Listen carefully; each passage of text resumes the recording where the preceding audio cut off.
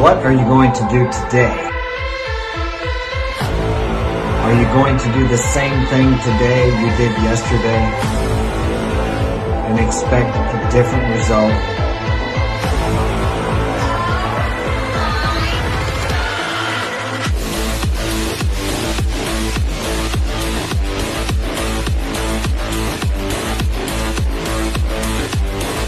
Change what you think, change what you do, and tomorrow will be different from today. You know why it's so simple for me? Because I have a lot of experience.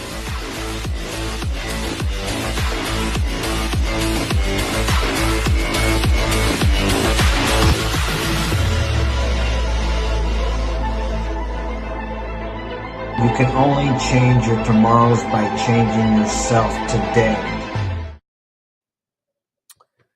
Welcome to a special edition of Mark's Inspiration, The Power is Within podcast. And today we have a special guest he's in Thailand, Mark Davis. Let's bring him on. Hello, Mark. Hey, my friend, can how you you hear doing? Hear you I'm loud and great. clear. It's all good. All right. I invited Mark on here. I met him, through Facebook a couple of years ago or something like that. And we kind of got to talking. And today I have three subjects I want to talk about, Mark. I want to talk about the difference between foreign women and American women. I want to speak about your new book. Maybe it's not new now, but it's new to me. I forgot the title. How to Lead in Crisis. How to Lead in Crisis. I wrote it down 3 or 4 times yesterday. Actually, I'm reading it right now still. And your involvement in the orphanage in Ukraine. But first, I want you to tell me about yourself. How did you get here, and how did you come to be a writer and involved with? Can I say matchmaking? I'm not sure exactly what you Sure, do. that's Okay, fair enough. matchmaking, and then not the least, your involvement in the Ukraine, the orphanages during this time of war. But tell me a little something about yourself. A little unusual story of anybody. I'm a pastor's kid, so I was always very conservative in my upbringing. To imagine me doing matchmaking in Ukraine sounds like the other end of the spectrum. You know, it's like a pastor running a brothel by people's perceptions. But Yeah. the way it came about was after I became single, I got introduced to the idea of maybe my match could be overseas, actually on a trip to Brazil. I didn't start in Ukraine. And all of a sudden I realized my dating options were global. You just had to know where to look, and travel's pretty cheap. So Yeah. I ended up going on a romance tour kind of a thing after a year and a half of just kind of assessing the differences between what I was looking for, what I was finding in America, what I was finding in different countries. Went to Ukraine, met somebody that we got married, and I got back and got so much criticism about the fact, oh, she just wants a green card, she just wants your money. And I'm going like, what are you talking about? I met her family and all these people. And so I wrote a book originally to kind of describe the fact that it's something real and sincere can happen if you get past, the scammers and all the rest of the stuff. Everybody has them. We have them in Long Beach Right. when you landed. Right. Tourists come off the cruise ships. But when you get to the real heart of people, the real cultures, and I've traveled to 27 countries, you probably traveled a lot too. When you get to the people where they live, you find that most people around the world actually can offer us a lot. We can learn a lot from many of these cultures around the world. And so because I got so much crap from people saying all these people overseas are no good, they're all prostitutes, or all this or that, I was like, screw you. I'm going to show you it can be done. So I created a system for sincere people to meet. Every guy's assigned a romance coach, a translator to be his wing woman for the week. Every woman we interviewed, we knew we had to interview the guys, make sure we're not getting sex tourists. And over 11 years, we ended up creating 450 marriages with less than 5% divorced. And we were ecstatic. We're like, we are onto something amazing. Amazing. And it was a perfect blend between what guys were needing and not finding in the West, what women were needing, not finding in Ukraine. And we're very happy with it. Over the entire time I was doing that and living in Ukraine most of the time, I was also paying it back to the community. That's kind of what I did. We didn't take anything from it. We just said, hey, let's help an orphanage out. We ended up adopting 2 orphanages. And every time guys would come, we'd put the hat out. Come on, guys, tip in. We'd collect about $50,000 a year, and we'd do construction projects, take them diapers. To me, it was like, it's the entrepreneur lifestyle, right? You get to live anywhere in the world you want. You're doing good for people, good for the world, and you get to do that for. I lost you. Frank, go up there and tell them to quiet down. I'm not sure if you can hear me, Mark, but I've lost you there for a minute. We'll see if you come back. You froze. Yeah. Well, I didn't know that Mark was in how he had gotten involved in all that because we had never spoken about that. But that sounds pretty Living, it's exciting. like, oh my God, right?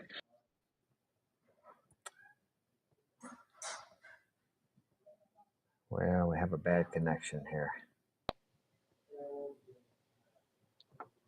Can you hear me? You were fading. You were freezing there for a while. I don't know if we lost our connection or. All right. Did the audio come through? Did you connect me? I didn't get the very last. Let's say the last minute or minute and a half. You were completely froze. You were talking about that Sorry you were about that. taking Again, donations, $50,000, and the guys would come over there, and you were talking about how you were helping the orphanages. yeah. And the last piece was that you asked me how the book come about, and it's like while I was living in Ukraine, the pandemic started, and I was very frustrated seeing how men were responding. At least what I can see in the media, everybody's panicking, meltdown, people are caving in, and I said there needs to be leadership. What's the Right. leadership look like in a crisis? And so I was trying to give some guidance for general principles for crisis, and the book ended up doing well in a private in various private circles. I had people in the military taken it. One of the two-star generals said it's mandatory for all the people in their command. And so it's been a slow burn. And I think I'll end up doing a very expanded edition with a general publisher here probably the next year. But it's really everybody who's gotten it has said they got really good things out of it. So I'm very pleased. Right. I'm proud of the work of that book. So that's 5 minutes of me in the last decade. So wherever you want to go, I'm yours. Yeah. Yeah, that was good. I'm enjoying the book. I think it has a lot of good practical advice and really resonates with a lot of the things I believe also. I was not aware, as I said when you were frozen, that how you had came about being in the orphanages and different things like that. But to go on about the differences between the foreign and American women, what do you find the most relevant difference is between maybe not just American, but Western, let's say Western women and the Ukrainian women? What is the most relevant difference, the most profound difference between those The cultures, best let's thing say? I can do to help guys understand this is to reverse shoes, is to help men understand that, guys, if you're an American woman, you would be the same. So imagine, statistically, a woman who is of that top third, not the 65 obese or overweight, the top third are pursued by all men. All men Yeah, want more visually fit women. Statistically, that top third of women get hit on 15 times a day. yeah. You've done your research. Yeah, I know they get tired of it and get bored with it. You're frozen on us again. We lost you. Third world connections here. Well,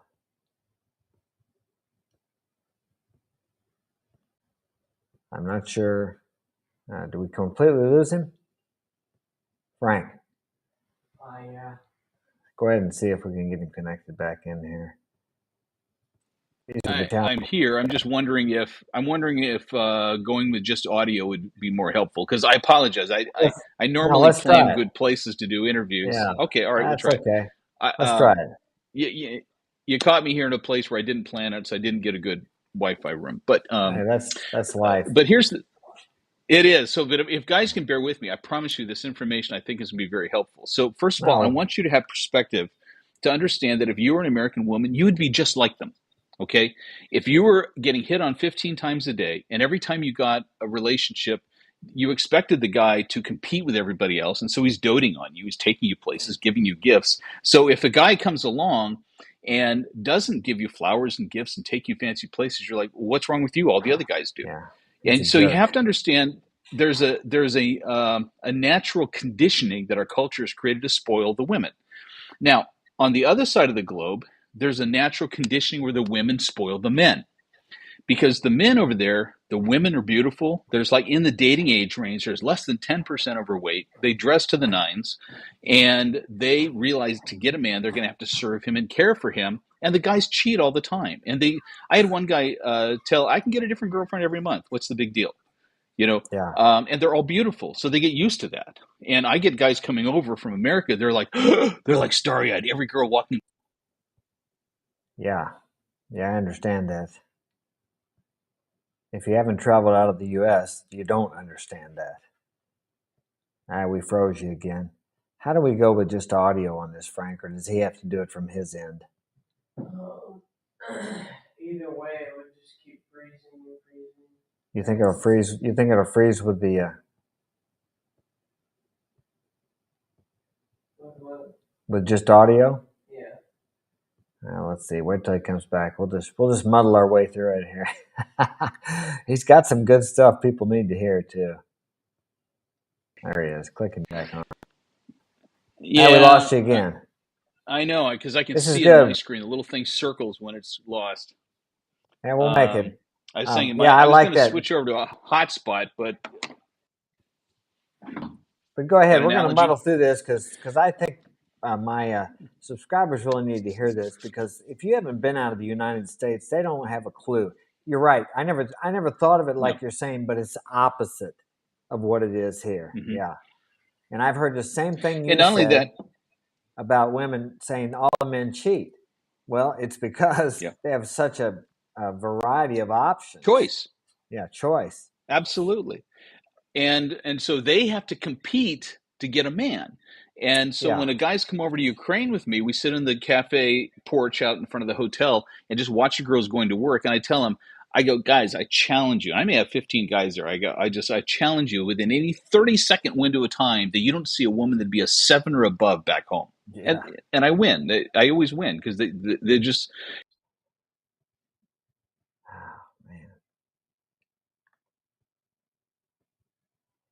We lost you again, Mark. Let me see. I guess we just got to wait till he comes back.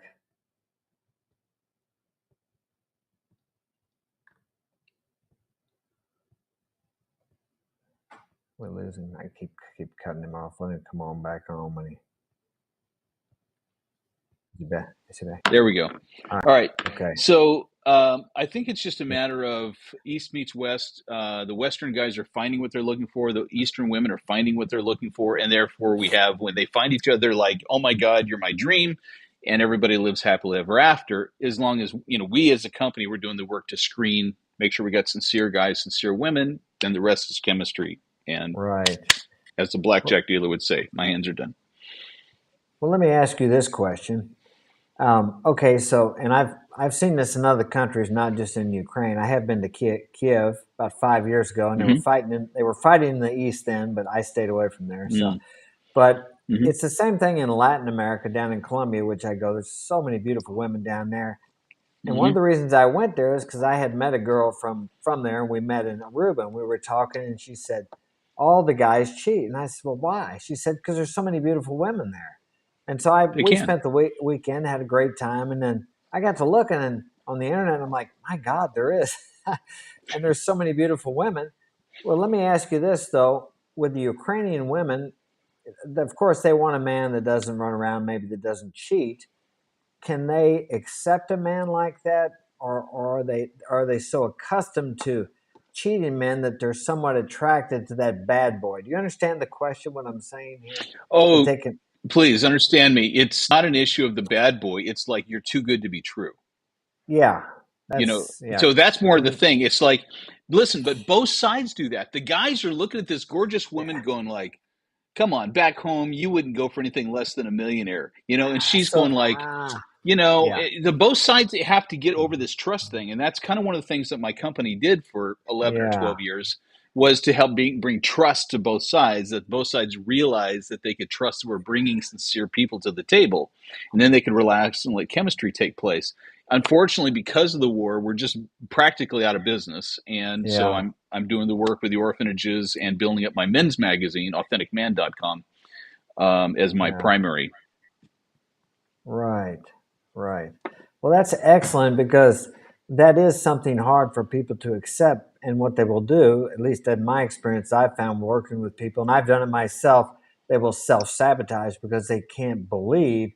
So they'll be looking for things and trying to, what's going on here? And they create this very situation they're afraid of when it's actually not existing to start with. I call it ghost hunter syndrome. Oh, yeah. It's so common. It's so true. And so what they're Yeah. doing, but anybody can do this. If you've ever been hurt by a bad relationship or a bad business Oh, partner or hurt by yeah. anything, you project that onto the next one's going, and you're almost Exactly. like, prove to me you're not as bad as the last people. And they don't deserve that. And so I've seen that break relationships up. The woman's going like, I'm in this to love you. I don't have to prove myself to you every Right. freaking day. And so Right. honestly, one of the works I try to do is get guys emotionally healed and healthy so that they can enjoy love when it comes. Yeah. And because you were right, that kind of like, I've been burnt before, and so you're going to have to prove to me. The woman doesn't need that, and it's going to screw Right. you from actually discovering love. It's really, you're right on. Number one problem. Yeah. We judge our present by our past and the present. Mm-hmm. And I've done it too. I still have to watch it because we don't want to get everybody's been hurt. That's one of the big things women over here like, who hurt you? Well, everybody's been hurt. So, and when we become cautious, but we become so cautious, we're actually fearful and we create or we push people away.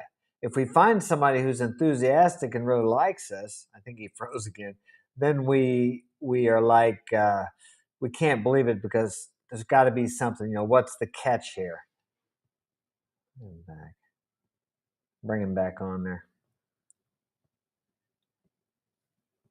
All right. We're going I to have an get through idea this for you. because So I think whenever I get frozen, whenever I get frozen, just pontificate on whatever we were just talking about till I'm back, and yeah, then ask me a question. that's That's what I did this time. That's okay. Excellent. You got some good stuff here. I think we need to, and and this, and unfortunately, and I've experienced the same thing. Oh, they just want the green card. They just want your money. Yes, those are out there because I talked to a lot of girls all over the world online. I've went and met girls. I've been out of the country over 30 times. I think he froze again, or did you? No, maybe you didn't this time. So I understand what you're talking about. And then the women here in the States, a lot of times I guess they get envious or jealous or they get angry about it when men want to go out of the country. But because we just don't have how do I say, we don't have the choices here that you have in other countries. And we don't seem to be as appreciated as much men here because women don't need men directly here in the U.S. because men have created. Hey, can you bring him back on? Okay. Men have created what I call the illusionary world where women don't need men. Well, they don't need men directly, but they need them indirectly because men have set up systems out of the love for women and children where they're taken care of indirectly by a group of, well, let's say men that have set up these systems. So they're under the illusion that they don't need men. But let men stop working and these systems will crumble, then they would be searching for probably what a lot of women call toxic masculinity, someone to protect them. Because 100 years ago, a woman by herself, well, maybe more than 100 years ago, but 100, 150 years ago, a woman by herself was in a very dangerous position as far as being attacked or taken advantage of or abused, or you could go on and on about some of the terrible things that happened to women in the past where they're not protected by a man. And some of them, of course, were abused by their very protectors. So it's been difficult for women. I understand that. Let me see. We'll see if we can get him back here. This is real valuable information. He's not clicking in here. Well, I will proceed with what I'm going to talk about. Yeah, now see, most of you people have never been out of the country, so in a third world, there's a reason they call that third world because it's like stepping back in time 50 or 100 years. Now, that's not to say in the cities they don't have cars and all the luxuries that we have here. But when you get out in the real part of these third world countries, it is really backward. Like some places where I was in Latin America, they still lynch people, which is what they do if someone is caught stealing.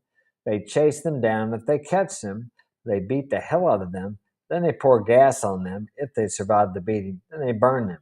And the police can't stop this. Occasionally they stop once in a while, but this happens at least once a month where it makes the newspapers, and it happens more in the rural communities where there are no newspapers. So we live in a paradise here in the US, but we really don't realize it. Now, in regards to women, it's a little different because we have a 75% overweight or obesity problem here in the US, and that also corresponds with the health is not good. And of course, men are attracted to appearance. And yes, women, men like the way you look. And if they don't like the way you look, they're not as nearly attracted to you. The same way you women like men that you like men who can provide and protect for you. You're not so much attracted by looks as you are the character of a man. So we each have different, let's say, levels or forms of attraction. And that's just how it is. A man looks at a beautiful woman, he thinks, man, I'll make her my wife. He doesn't even know her, but that's what he is attracted to. That's what turns him on, for lack of a better way to say it. And a woman is attracted by the internal strength of a man. She may be initially attracted by his looks, but to maintain a relationship, he has to have masculine attributes. He has to be able to protect and provide. It's kind of like John Hogwood says, modern life dating. The core four: money, muscles, game, frame. Money to provide, muscles because you need to protect, game because it's what you are as the inner man. Everyone has games. Some people have poor games, some people don't.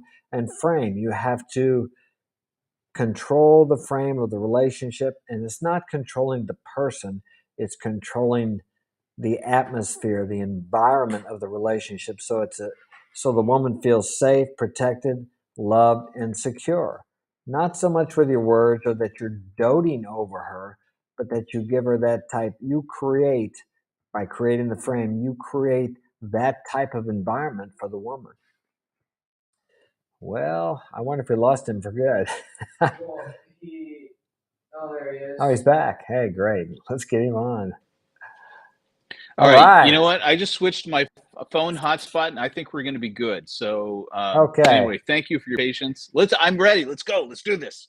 Okay, I was going on and on about the difference between or how men have to set an environment of safety and comfort for the woman, not so much in their words or doting over them, but creating that atmosphere, in the relationship. Well, just to talk about American relationships, if your audience is American guys and you guys still want to land somebody without having to travel overseas, it's really going to come to the confidence of a guy who doesn't give a shit but loves his life. And so the hard part is getting to that place where you just love yourself. See, the benefit of going overseas, you come home realizing your value is so high, and so it elevates your game back home as well, because you realize, wow, these women just love men. They love me. I'm adored. I'm a king. They literally, especially in Thailand, consider you a higher level in the caste system of human being above them, which is, you would get killed if you Yeah. say that in America, but that's the caste system. That's what they believe. You come home feeling like a bucks. And then when you don't put up with shit, and you love your life. And I will say this to the day I die. I'm a men's coach. The man who learns to love his life will find his purpose and live fully. You got to find ways to love your life. You have to counter the culture. It's shitty, but you do it anyway. It's just the way we are. But a guy can come home just saying, I love my life. You know what? And I love talking to people. Just being comfortable with you, loving your life, you can win at home too. It's just hard because you're beat down so much in the West. You have to fight an uphill battle to get confidence when you're constantly delivered messages from every source for a lesser valuable person. Gillette commercials, oh my gosh, everywhere.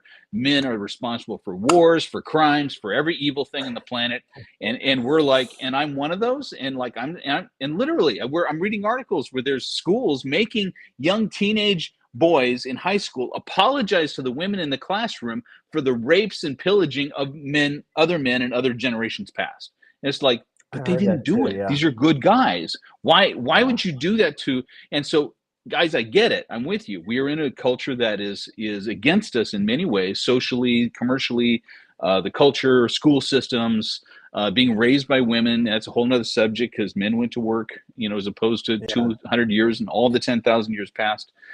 So yes, you have to overcome it, but you have to overcome it. You don't have a choice. Complaining doesn't help. Right. Complaining doesn't fix the problem. You go, okay, so it sucks. So the world's against us. How can I still rise up, love my life, and be comfortable with who I am, and bring that to the world? Going overseas helps. You go over there, you're treated so well, you realize you have value, and you come back going, it's not me. Okay, Right. I was just fishing the wrong hole, wrong pond with the wrong bait. But you can make it in America, but it's an uphill climb to come to a place where you just love your life and you're good. But Well, that's the answer. I think once a person experiences what you've experienced, what I've experienced, in a way, it makes it even harder to be here because it's so, for lack of a better word, pitiful here. Even like we got the 70 to 75% obese or overweight, and the men too. Now, when I was in Latin America for 6 years, I came back here. That was in 2009. I noticed then the men had started gaining weight because I Okay. didn't recognize a lot No, of people from the past. I'm gonna challenge that because there are 7 factors that make a man attractive to a woman, and his physical appearance is only one of 7. He's got personality. Right. He's got where he lives in the world. He's got finances. No joke. Whether you're a guy homeless or living in a mansion, there's a scale. You're in there somewhere. But are you Hmm. comfortable? There are all these different factors. So let me give you an example because I want to quash this, because the truth is, here's a guy, right? This guy is 300 pounds. He's big. He's obese, and he's a minority. He's a Samoan. You've seen Samoans, right? This Yeah. guy also on the other side is one of the happiest people in the world. He just radiates with this almost like Santa Claus energy, and everybody loves to be around him. So he's got a body issue, but a personality overcomes it. But he's also doesn't make a lot of money. He makes like 25 grand a year in Hawaii.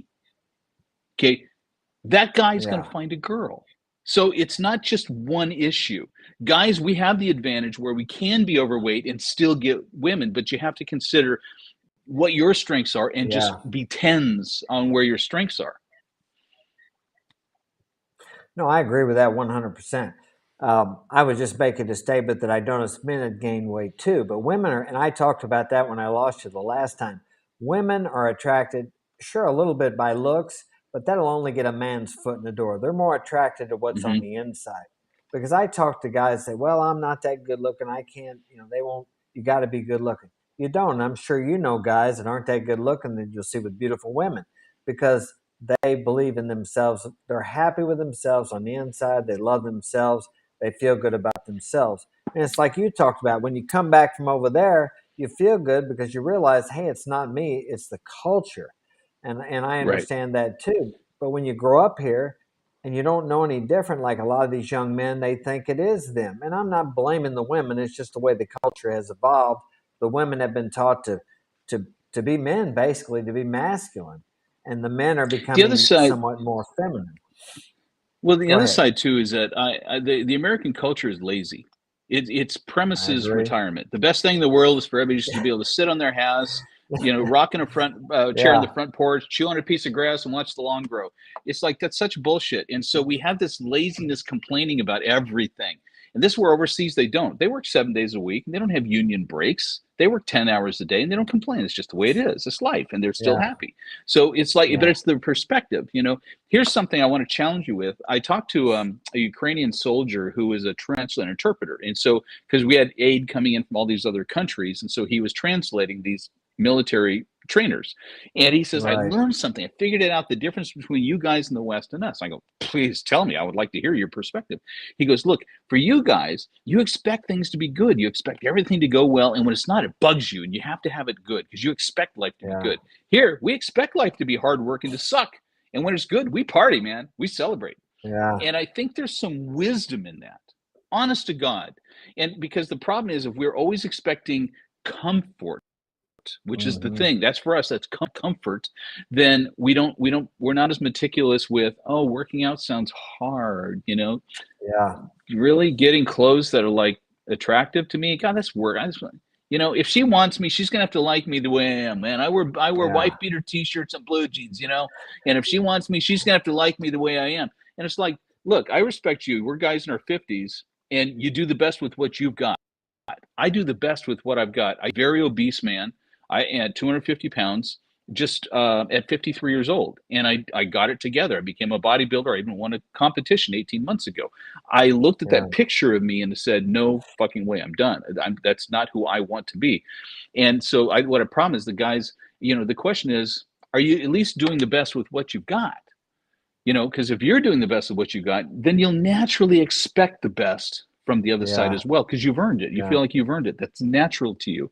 One other point Right. on this, and I'll give a tip to you guys dating the West. This is really important, and then we can move on to the other two topics if you want. But we'll go where we want. But I want to tell you this, guys. One of the single men is that they live in stark environments. Typically, they don't care about their home. There's cars got some trash thrown around.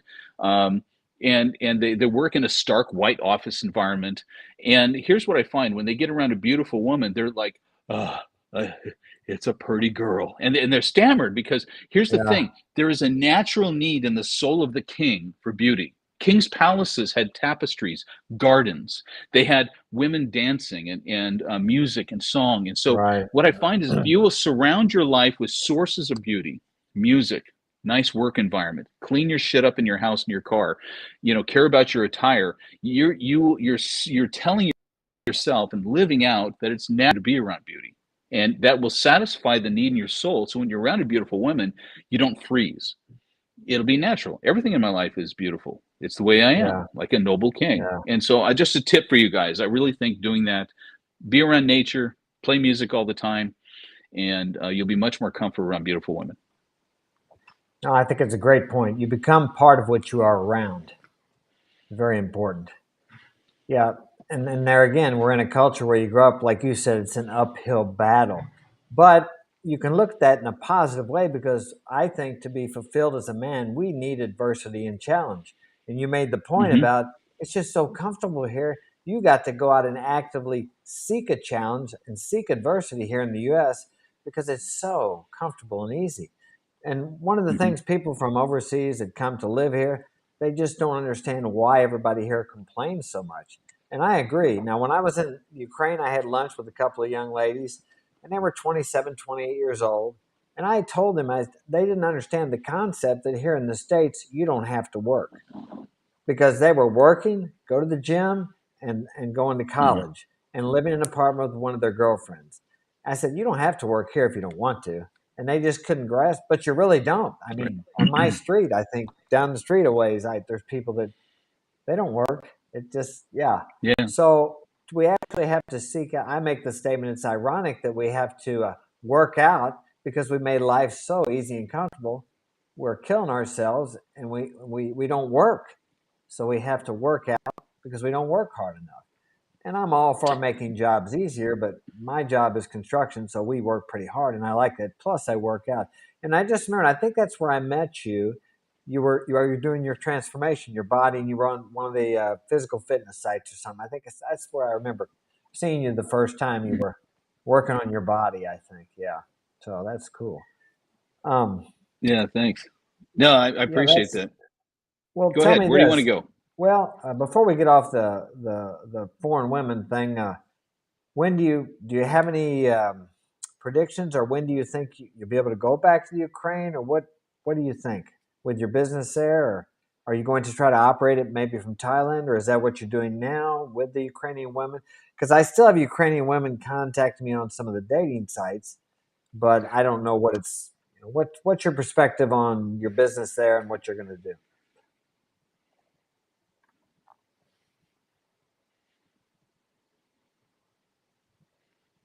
Well, I appreciate that. And guys, if you're interested in what I've been doing, you can go to dreamconnections.com and you can see the overview video right now for our Thailand tour, because basically going to Thailand is my only option. I used to go to Colombia. In fact, I did it for 5 years in a row, so I'm very familiar with that. I But remember. it was the only place where we had to work with another agency for a database of ladies, so we always had to re-interview them. We had trust issues, and so and I was only getting like 5 or 8 guys a year wanted to go there, so it just didn't make sense to continue in Colombia. I loved it. I had a great time, beautiful women, but we have high standards of delivering not just beautiful women that are really sincere and looking for which. Yeah. Thailand, we deliver that. I've got a full-time person here. She interviews the ladies. These are business ladies by most part, run little shops. Maybe they work for, and most of them speak English.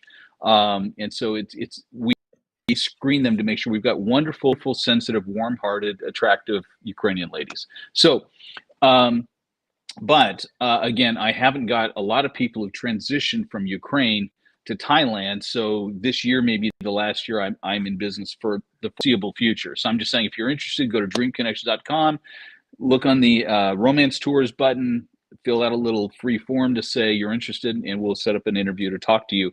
And maybe you go on the Thailand tour in August, and or we're doing video dates with our Ukrainian lady all over Europe.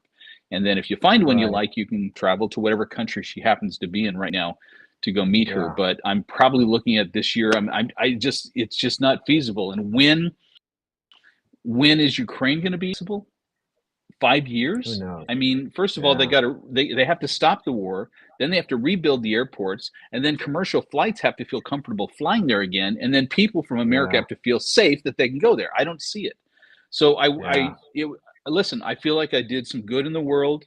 We helped 450 couples get married. I worked with thousands of men, and it gave me my opportunity as coach for all these guys and have a really popular, booming business where now I'm shifting to authenticman.com, my men's magazine, and the stuff for the orphanage took off. So we have a very full-time now major charity that's booming out of this.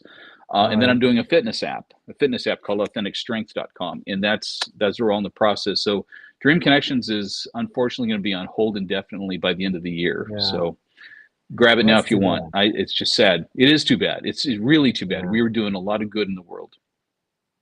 Okay, one more question before we get off of the women. What's your opinion? Who do you find the more honest, the Ukrainian women, the women from Thailand, or the Latin American women? They're all very direct. In fact, the Ukrainian women are considered direct. In fact, they're so direct, some guys are offended by it. The woman will ask a very straight question. It's like, what happened to your last relationship? And you're like, nobody asked me that. I mean, that's kind of personal, And so, and then the beauty of it is they're not offensive with it. You can be direct with them too. And there's no emotional poison in it. It's just sincerely, they want to know you. They want to know how you think. Here's a great example with the Ukrainian woman. A guy's on a date and he's a little overweight. And literally, and the translator's translating this, she felt so awkward. The woman says, "You're fat."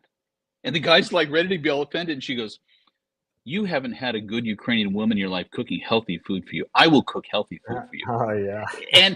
And I use it as a teaching point because their radar is finding how they can insert themselves into your life to create value. How can they go and make your life better? What are you about? What are you trying to do? What are your goals in the world? And maybe I can help you get them done. So this is why I love the Ukrainian women. That's their homing radar, is to find ways to fit in your life to make your life better. But Ukrainian women at first introduction are very formal because they want to make a good impression, and they're very social circle based. They don't want to, make themselves look awkward or embarrass themselves to their family or anything like that. So but by the second date, they just warm up and they're the most amazing people in the world. Now, Colombians are that way on date 1. 10 minutes in, they're just bubbly and warm and, "Hey, let's go dancing tonight," so gregarious. And problem is, the difference is with the Colombians and Ukrainian women, that they don't believe a man's going to stick. So Ukraine's one of the top 10 most educated populaces in the world because the women feel like they got to get a good education and hold a job because that man's not staying. I got to be able to support myself. Right. So they're very smart women. Colombians are not. There aren't many college educated Colombian women, but they're fun. So it's like, Party. It's not going to be the They same like to level of party. conversation. Yeah, it's not going to be the same high level of conversation with a Colombian woman, but it's like, what are you looking for in the woman? Now you go to Thailand, They're very educated. They're used to international people. They're sweet and soft in their feminine energy, and at first they will also be very demure. So they but when they warm up, they will wrap you with love. So they, Yeah. again, it's like you have to almost really be relying on your romance coach to give you feedback, because she's a local woman, to say, like, I think this no, really tell me this woman's into you, and let me tell you why, because you're not going to get it. You didn't get it with the Ukrainian woman at first date either.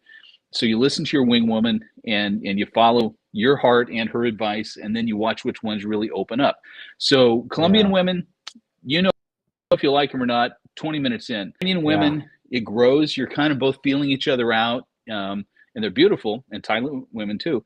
But it takes a second or third date to really get a sense of who they are, and how you would emotionally and chemistry connect. Right. So I hope that's a description of all three cultures in 3 minutes there for you. Yeah, that's good. I think one of the points you made that I think is very important, that they seem to have forgotten, the women have forgotten in the West, you said about the Ukrainian woman's trying to find a way that she can get into the man's life and make his life better, because she Thai women understands that also. whatever success he has, for lack of a better way, rains down on her and her family. So, well, that, have you read John Eldridge's book, Wild at Heart? no, I haven't read that. It's I read a it's lot too, but it's I an haven't old. read that one. No, that one's. There's two ancient books that I always recommend, actually ancient, that are 20 years or more old, and one of Yeah. them is Iron John by Robert Bly. Obviously, No More Mr. Nice Guy by Dr. Robert Yeah, Glover is a personal friend of read mine. I that one. studied 2 years to become a certified No More Mr. Nice Guy trainer, and we lived next to each other for a long time. We're just literally, I've Really? been over their house for Christmas and New Year's, and we love each other dearly. We talk every Yeah. day. But Yeah. the other Good one book. is Wild at Heart by John Eldridge, and it's the soul. And in there, he laid a seed, and I expanded it in my book. So I want to describe to you something that's very important to understand: the core desire of a woman's heart. Because if you understand what they're working for, what they're looking for, you can help create situations where you can fulfill those for and help those be fulfilled in you. And the first one is, she Right. wants to be pursued. The woman wants to be pursued. But what that means is, she wants to feel like, out of all the women in the world, you push them all aside because you're interested in her. It's like, no, you fascinate me. Stop. I got to get to know you.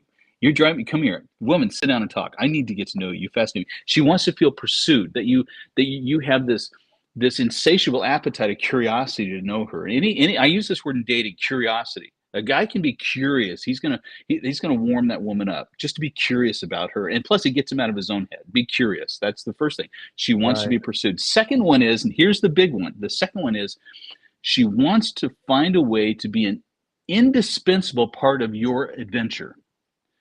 So, in other words, her dream would be somewhere down the road that you said, honey, I did it, and I could not have done it without you. She wants to be that wind beneath your wings. Dr. Annie Lala says it this way: a women's coach, she teaches women this. She goes, women, the man needs you to be the trampoline for his dreams. He needs you when he gets to, honey, no, this is your dream. We got this. We'll do this together. And because of that, she says this. She says, men, you don't understand. The woman will fall in love as much with your dream as she will with you, because she's a way to have value. So if she can find out where your train is going, what rocks your boat, what lights you on fire, she's going to try to find a way to bring that to life. So this is where dating coaches say this all the time. They'll say, when you first meeting, 3 minutes in, you're just talking, and pitch them to agree to have coffee, give them a little task, give them something they can do for you. Say, hey, in our conversation, you mentioned you had a yellow blouse. Could you wear that next time? I would just like to see what that looks like. Give her some task. Or, hey, when you come, would you mind doing this for me? Or, when you come, could you, get there? I'm gonna come this time. If you don't mind getting there to get a table for me, give her some little tiny task, because in the heart of the woman, she needs to find some way she fits in to help you accomplish your great goal in life. Now, you can't say that out loud to Western women, because Right. that whole notion would be like, I'm not here to make a man's dreams come true. They are. It's in them. They can't get over it. And if they can find a way to come alongside and do something for you, that you have ambitions in the world. So one, Ukrainian women, I interview a lot of them, and the number one thing they're looking for in men is a guy with ambition. What does that mean? He loves his life and he's going somewhere. They want to find out where to fit into that. So give Yeah. women little tasks, and it feeds that thing. The third thing is, in the core desire of a woman's heart, is they want their beauty to be valued. They want somebody to appreciate them as a beautiful creature. And this goes from little girls and twirling in their dresses so Right. the people in the room see it, all the way to adulthood. The woman just wants to know, she wants to feel your energy. So I give guys this task when they're in Ukraine. The word for beautiful is krasivaya. And so I say, you know what, about your second or third date, she'll come all dressed up. And she says, when you walk in, practice this word and say it like this. She walks in and just go, krasivaya. And I'm telling you what, they melt. And they crumble, because it's like, it feeds their soul. It's like, I was recognized, I was seen, I was felt and seen as beautiful. And it's funny, I even practice this in the room with training guys, with the local Ukrainian women romance coaches right there. And I'll grab one of them. I go, watch, guys.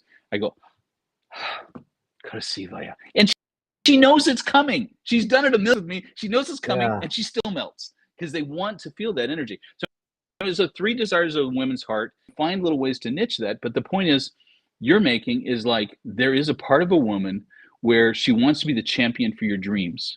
And so let her be that.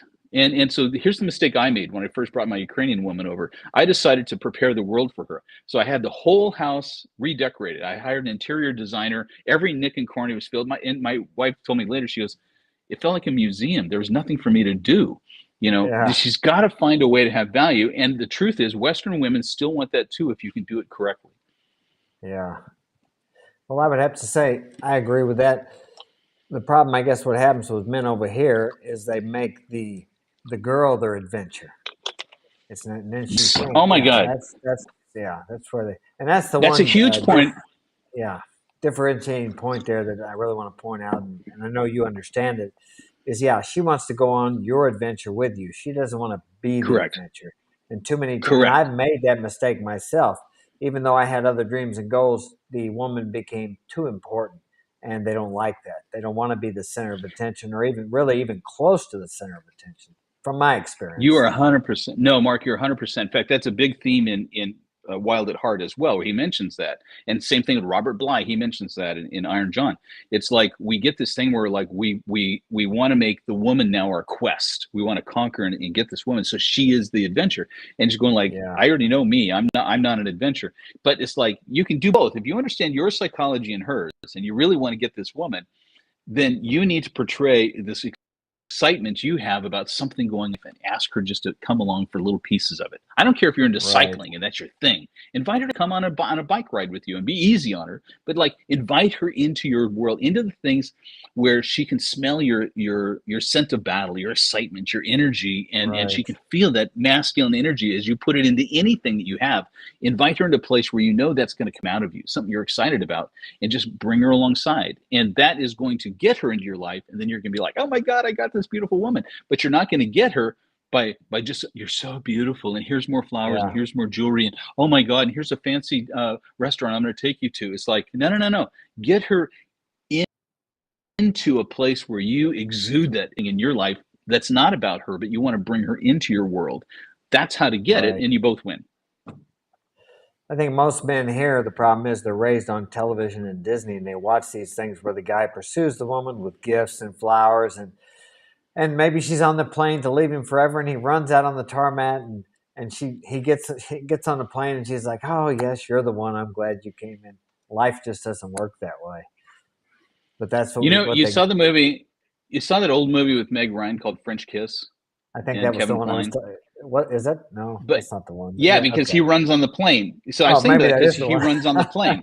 He runs on the plane to go get her. But you have to understand that what led up to that, because that was actually an okay move, because what led up to it, his dream was to have that vineyard, to buy that vineyard, and to bring that special plant in there. So it obsessed him, this dream he had to get this plant and to get the money he needed to put the down payment to get this vineyard. And so at the end, she sold her jewelry and gave the money to him so he could go buy the vineyard. And then the cop told him, do you know what this woman just did for you? And he came back to her on the plane and says, "You're not going anywhere. You're part of Yeah, I don't know. this.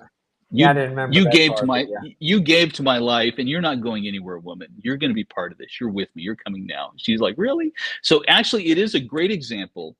Although the show's a comedy and he's a right, goofball and kind of a thief in a way, but the ending brings together such a beautiful picture of he made his obsession was about his ambition, his personal mission, and it drew out of him that masculine energy where his inner warriors come alive. He wanted this so much, and she felt that energy, and she wanted to be the one to help make his dream come true. And she sold her jewelry, $44,000, and just told the cop, "Look, tell him I sold it, and just give him this money." He goes, "What are you doing? This is yours." She goes, "I know, but I," she goes, and she left thinking the relationship wasn't working. It's right. such a beautiful picture of this dynamic through. And so guys, find out whatever just can make you give that energy. And I don't care whether it's like you said, it's crazy. And guys today, see, I don't understand this younger crowd. Some of you guys are into Dungeons and Dragons. That's your thing. You have all your little pieces. I don't know, whatever your thing is, but find something that gets you excited. Live music is a great one. Some Yeah, music group you love, bring the woman to a concert where afterwards you're going like, "Oh my God, that was so great," and let her feel that. Anything that gets you alive, and let her feel that energy. And the right one who loves that energy in you, whatever brings you to life, boom, she's going to be attracted to you because she wants that energy. She wants the real you. The real you is that life energy, not this fake stuff right. we come up with all the time to try to impress people, figure out our lines and all that bullshit.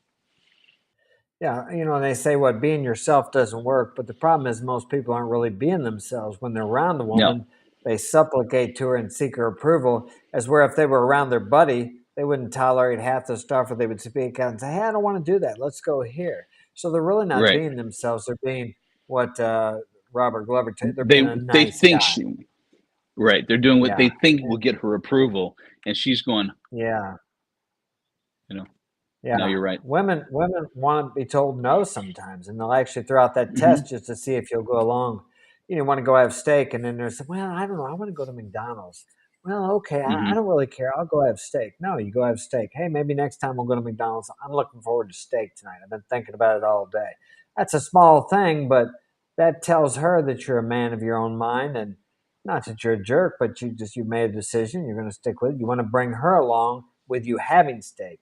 You're not bringing her as the steak. She's just coming along because you're going to do something you enjoy. And that goes along with what Hmm. you talked about having an adventure. You got your mission, your purpose in life, and she's going to come along.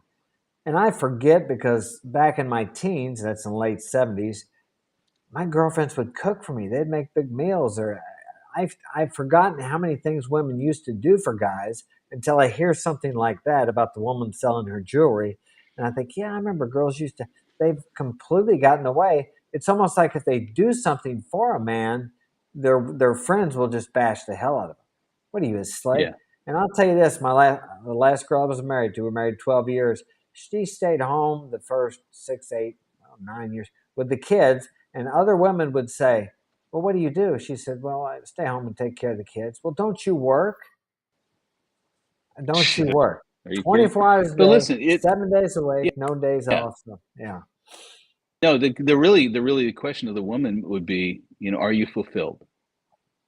And Yeah, God bless it. If a woman's happy and fulfilled, let them do what the frick she wants, man. I Because agree. why criticize? So I keep telling these women they have to be career women, and that's part of the problem. That women are raised to compete against men in a men's world and be men. And so, finding this is a beautiful thing that guys usually the number one back from Ukraine and say, what did you see as the difference? The number one thing they'll tell is they actually really liked being women. And it's such Yeah. a funny thing to say. You're going, well, aren't they all? Well, They go, yeah, but in women in America, it's almost like they resent being women. They wish they were men. And in Ukraine, they go, I have no desire to be a man. I love being a woman. And they're feminine and they love dressing sexy and they love being Barbie dolls and they love the attention. They dress up. They spend an hour and a half getting looking that good. And if somebody gives them attention, it melts them because the guys there don't. I mean, I've seen there were these women who are tens walk by a group of Ukrainian guys are all chatting. They don't even stop and look, and the rest of us are going like, "Holy God, did you see that woman?" Like they're like yeah. so the women they can't even get the attention from the Ukrainian guys. So if you're cool and you just say, I know it took a lot of work to look that good, and I just want to tell you I appreciate it. You look amazing. You're just made their day, made their week, made their year. It's amazing how they want that. And a woman, here's the thing I'll tell you too, if you can learn to capture a woman's heart, the three desires of a woman's heart, you get her excited about you, that woman leave to go wherever you are in the world, to become what you want her to be, and all this kind of stuff, because she needs the emotional energy that she gets from that, and she's addicted to it. If she can feel the desire for you, she loves that. Because listen, falling in love is not about you being loved. Your mama Right. loves you. Yeah. It's about trust enough to give your soul permission to love another. And when a woman gives her soul permission enough to love a man, boy, you have a treasure. And if you know how to work it right and lead in the relationship, she will want to do what makes you happy, because it fills her. And that comes from Western women too, although you got a little Right. social culture to overcome. But it really Yeah. comes down to, like Glover says, the men lead, and you are responsible for your relationships. And don't ever blame. Don't ever blame. If it ain't working out, I agree. it's either your fault or you stuck around too long. But Yeah. never, guys, please, I beg with you, never the rest of your life, culture or women, for any of your unhappiness or misery. We are in control. You're responsible. You can always cut and move on. All right, I'm Yeah. getting preachy now. I'm going to stop. Well, I agree. I look back on my relationships and I agree. You need to take the word blame out of your vocabulary, because I see where I became complacent. I stopped leading, and a lot of guys do that. I did too. It's just like she'll say something about us. I want to go out tonight. She'll say, and you say, I don't care, wherever you want to go. Right there. That's a small thing, but that's for men. They just don't want to, whatever you want to do. Women don't like that. Never, Uh, never she's not initiate gonna, weakness. yeah, Look, she's not gonna it's leave okay if because you, of that. Yeah, but yeah, go it's ahead. so unattractive to them. And like, guys, it doesn't mean that you tell her, we're going here, woman. And that's not Right. leadership. But leading and say, hey, you know what? I had this desire tonight. I was thinking about pizza. And I don't know if that is interest to you. I can have it another night, but I really, what do you think? Do you feel in the mood for pizza? And give that room to be in the conversation, that you honor her opinion too. But start with something. Don't Yeah. start from I don't know. What do you want to do? Yeah. Dude, They you hate that. make shit up. Make shit up. I was driving home, I saw an ad on Taco Bell, and all of a sudden I want tacos, so maybe it's just Yeah. me. What do you want to do tonight? Just lead with something, anything, and it helps them. Gets them a comfortable Yeah. place, like, all right, he has an idea, so now I can either go with it or I can suggest something else. And if you do it that way, she'll also then graciously say, but let's do taco another night. Great, but lead with something. You're right. Yeah. Yeah. Let me see. I think we'll move on to. I was going to talk about your book. We talked a little bit about it. Now, did you Mm-hmm. use in your book? We'll move on to that. Did you use your experiences or what you've learned from other books and other leaders, or was it a combination of everything, or what is it mostly? Where did you get your It was, resources on the book for the book? I really have, some people, it's funny because when I was young, I ended up getting my first major breakthrough on personal development was Tony Robbins. I did Personal Power 2. And so some people criticize him. He's a guru. He's just a salesman. I But like it. honestly, one of the principles I really from him that has served me all my life is to understand that your subconscious brain will work on your behalf if you Mhm. ask intelligent questions. And so he says, when you want to ponder something, ask yourself a question with emotion and meaning, like you really need this answer, and then let your brain work on it for a while and let it give you answers later. So I remember during when we were in lockdown, I mean, I had guys in Ukraine, and then they shut the airports down. I had 7 guys there, and then they were begging the embassy to get emergency flights out. I mean, so Oh, we had nothing to do. All restaurants were closed. Everything was closed, and I'm sitting there. So I spent every day. I went for a run, a 2-mile run, and then I'd walk through this park and then run back. And in that time, I was going, "What's wrong with this picture?" But then I ask intelligent questions. Okay, if I were expect men to lead in a situation like this, what are the key points? What would that even look like? And so it was over the course of about a week of every day in my runs, just sort of letting my brain flow. And finally, these 3 points came together. And on one, it was like on the last day, on day 7, they all came to me like in 5 minutes. The outline was there, and I'm like, quick, get home. I got to get this out of my head. And so I literally wrote the book in about 3 days. It's only 110 really? pages or something. It's not a huge book, but it Still. came to me, and these are the 3 things that came to me.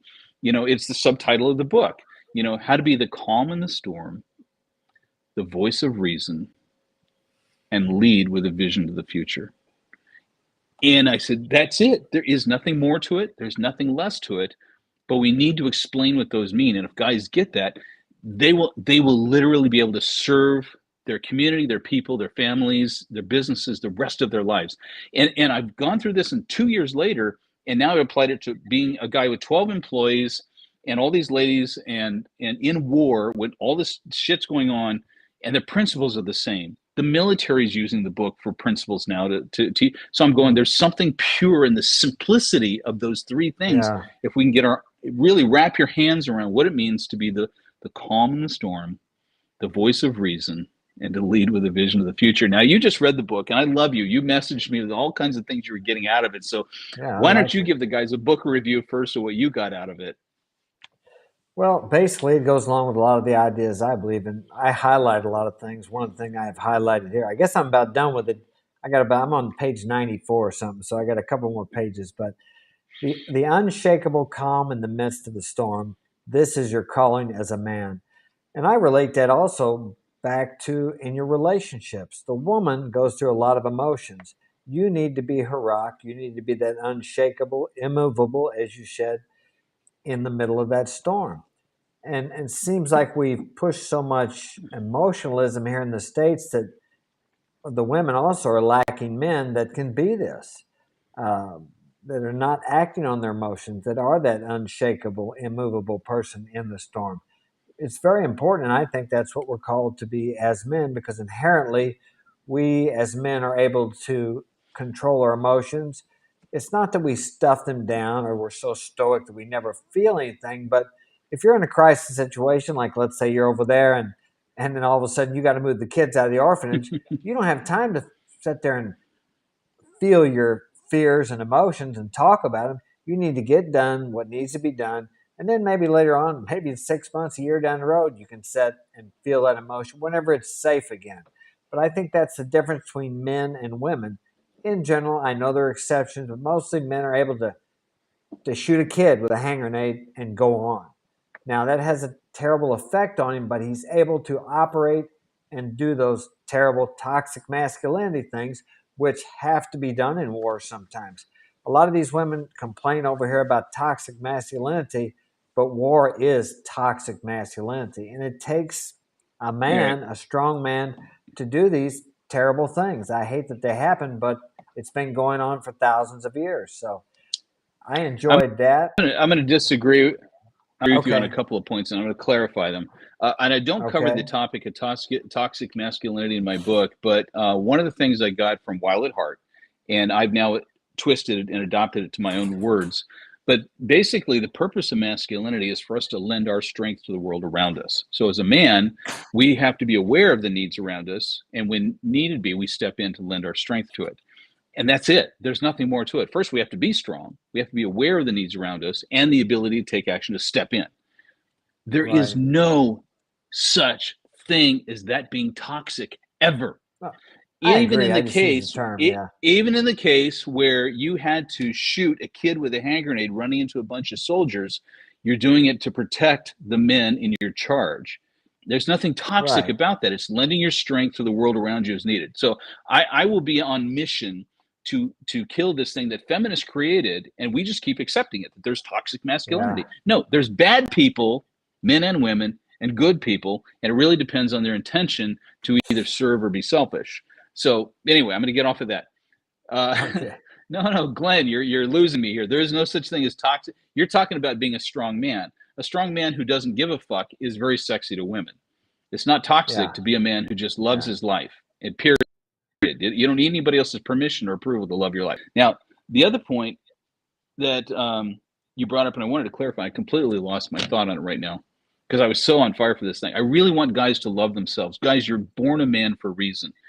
Do not apologize for it. There's nothing toxic about your soul. You are here to be strong, which a lot of guys need help in being strong. You need to be aware of the needs around you, which means you need to care and be out of your own head to be aware of what needs around you and be willing to step in and take action when needed.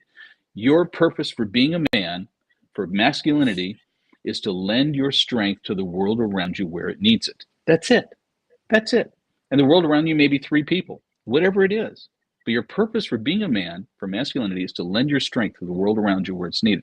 So there's nothing toxic about it. If anybody ever hits you with toxic masculinity again, please counter that argument and let them know that masculinity is about a man being strong so he can lend aid when needed to the world around him. And you say there's nothing toxic about that. There's assholes, there's good people, and both men and women. And I really would love that all males on the planet would help get in alignment with that choir and kill this conversation. Because there is nothing toxic about masculinity. It's just us being strong enough and aware of the needs around us and willing to step in to lend our strength to the world around us. Okay, off my soapbox. You got me fired up. That one gets me. I'm sorry. That's a soapbox issue. I agree. I don't like it either. It's just a term. It's just a term that they use the same as they say it was a toxic relationship. It's just a word that is out there in the narrative now that they throw out there to discredit whatever they're talking about. So I agree. It's part of being a Glenn, man. I get you. I get what Glenn is saying too. It's about what women are claiming. So I get that, Glenn. I understand what you're saying. Okay. Anyway, I don't have going on. Yeah, I'm sorry. I'm interrupting you talking about my book. So it's okay. I had all this stuff highlighted, but I have it highlighted on my phone and it's not coming through on my computer. I wanted to. Okay, leading in time of crisis has a lot to do with you setting the tone. Yeah, you can't be a leader if you're all, what are we going to do? I don't know what to do. Even if you don't know what to do, if you got a group of people saying, what are we going to do, Mark? Well, let's move over here. Let's take the next step. You always know what to take. You don't want to act like you can't fall apart and act like you don't know what to do. I mean, there's times in my job, I have employees.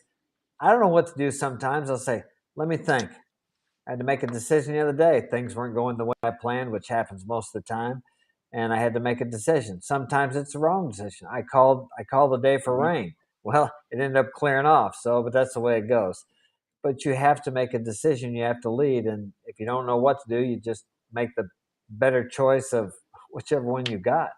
So if you don't do that, though, then go ahead. I'm going to add some value to that. So I'm going to take because you hit a really amazing point. Because listen, I'm a very emotional man. I love my emotions. I live in my emotions. And I think the emotional energy to want to do something great, to love your life, is a place to live and enjoy that energy. So there's nothing wrong with our emotions. And it is true, and there are varying levels of crisis. So like when the war hit, I went into a mode where I was able to, like you said, like I had to like ignore, and I just have to do. I'll think later. I'll be traumatized later. I have shit to do. And for 3 weeks, I lived in a zone where it was just like, I don't care. We were going through places we thought were hazardous and dangerous. We were doing crazy stuff we had to do to try to get things done. And people would say, how are you staying so calm? And I would say, look, I personally know that whatever's going inside, there's going to be a moment where I'm going to really weep for what's going on here. I'm going to cry. I'm going to ache for the pain, for what's been, the injustice has been done. But right now, I got stuff to do. And so I don't have the luxury of that. That's one.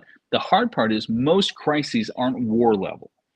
Most thing you come up against, we do initially have emotional responses, and our American conditioning for emotional responses is, that looks uncomfortable. I don't know if I need to do that. And so we end up our self-protective mechanism starts justifying why we shouldn't get involved and shouldn't take that on. And so what we have to do is parent ourselves. We have to look at our brain, all of our thoughts, as a child, and it's just going to run where it wants to with all of its emotions. We have to rise above it and just go, I see that. That's interesting. Yeah, I'm kind of wussing out, aren't I? And then say, what do I really need to do here? And it helps squash the emotions of it, because at some point we have to create a buffer. Glover talks about this as self-soothing. So if you find yourself panicking, soothe yourself. Get to a place.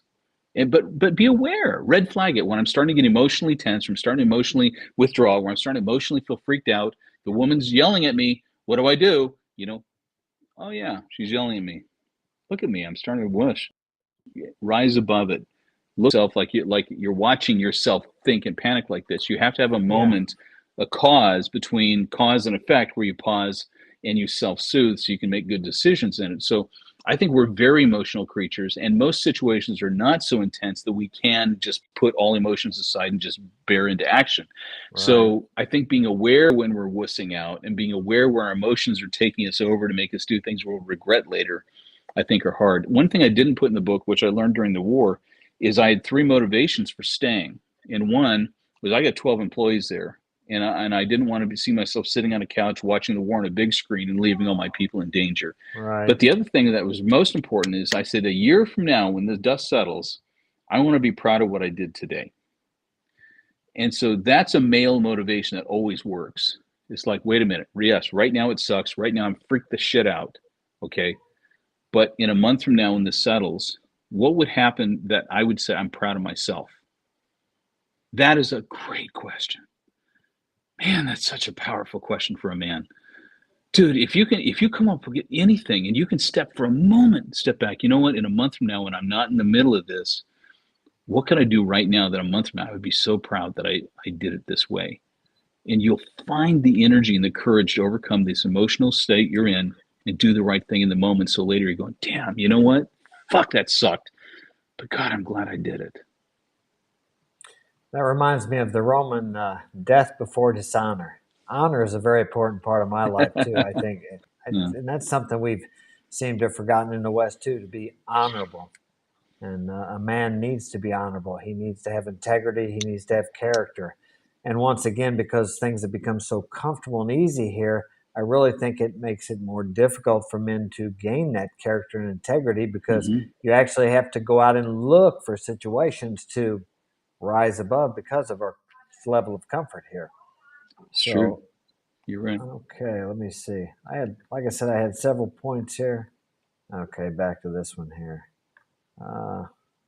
Give me a moment. Is this good, you guys out there? I'd love to pop in the chat, guys. Tell me if you're enjoying this. I'm enjoying the conversation. I want to hear if you guys are getting some good stuff out of this. I can't read the chat and talk to you at the same time, so I haven't gained that skill yet. Everybody is looking for somebody to say, "Hey, tell me what to do." That's what we're talking about. Yeah, how many people? And that was obvious, I think, by this last in the last couple of years where we had this situation. Everybody was afraid. Not everybody. The majority of people were afraid, and they were really willing to hang on to whatever somebody told them when they come up with a solution to the fear. I didn't go along with that agenda, but you can look at that and see how easily most people are led in crisis situations or seeming crisis situations. And they're looking for leaders. Most people don't want to lead because the leader has to make decisions. And guess what? It may be the wrong decision. All leaders make mistakes, but they're willing to make mistakes. I don't know how many times you've failed, but I can't count them on my hands and my feet. So part of life.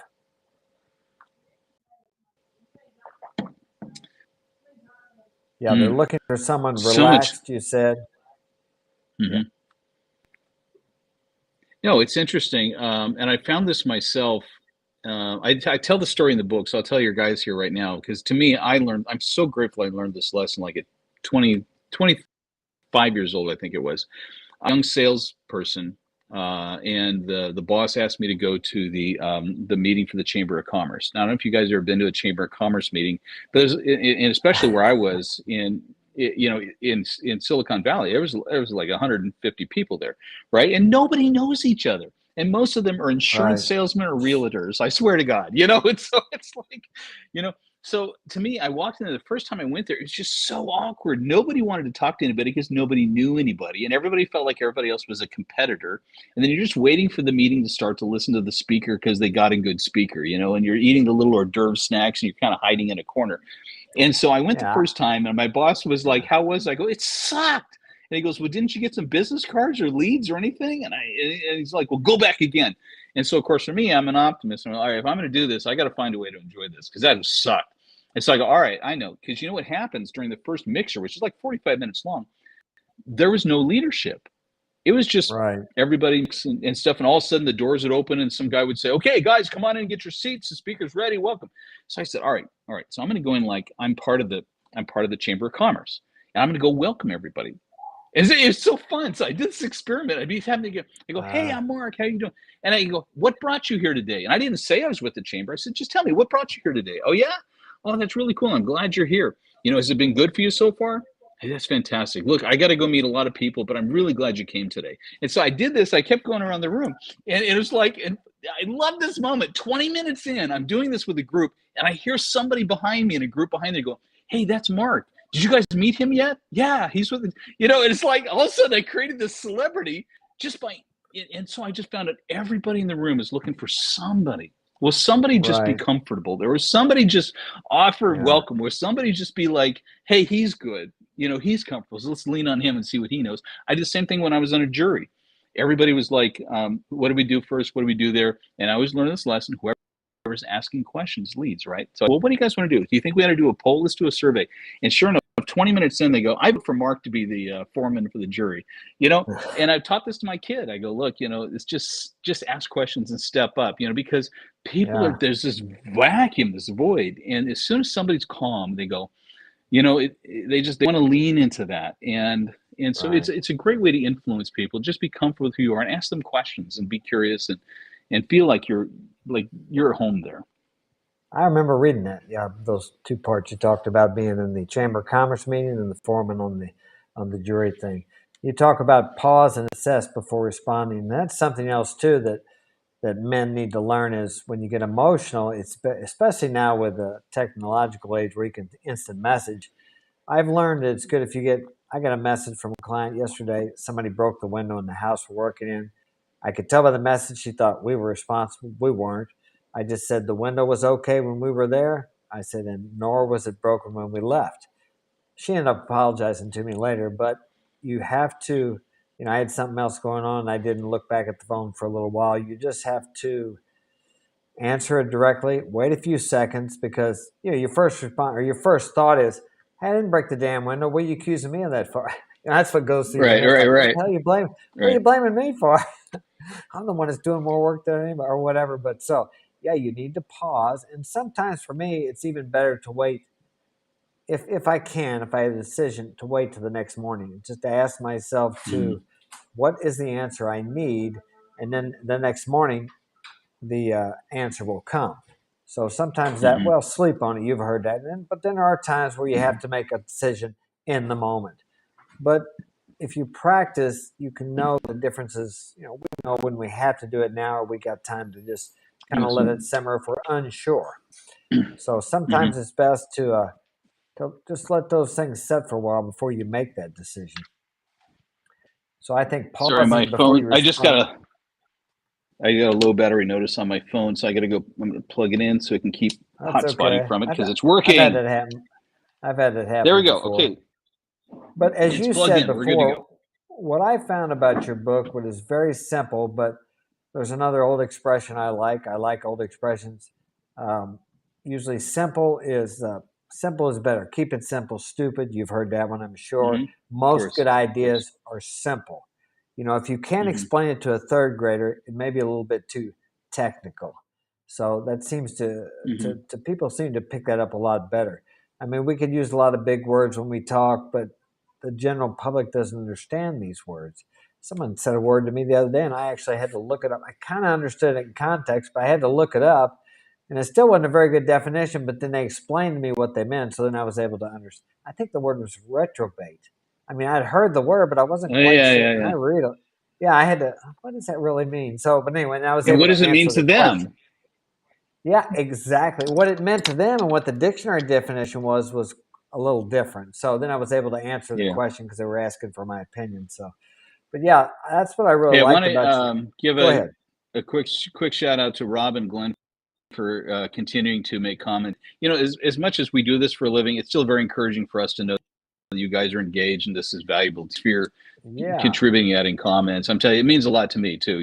I don't write this just for my own entertainment. I hope it does some good in the world and takes what I've learned to make life a little easier. So I want to thank you guys for adding to the comments yes, and and I'm enjoying this conversation. I appreciate that too. We have a lot of guys in here today, so picking up, I appreciate you Hmm. being there also. I had another point I was going to make when you were talking, and I forgot what it was. Well, we'll move on here. I hate that when those things slip away.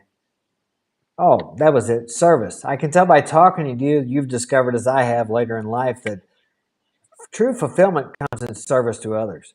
Everyone wants to be a success, but it seems here in the West we're taught you got to go out there and get what you want. Well, there's some truth to that, but there's more truth to going out there and giving what you want.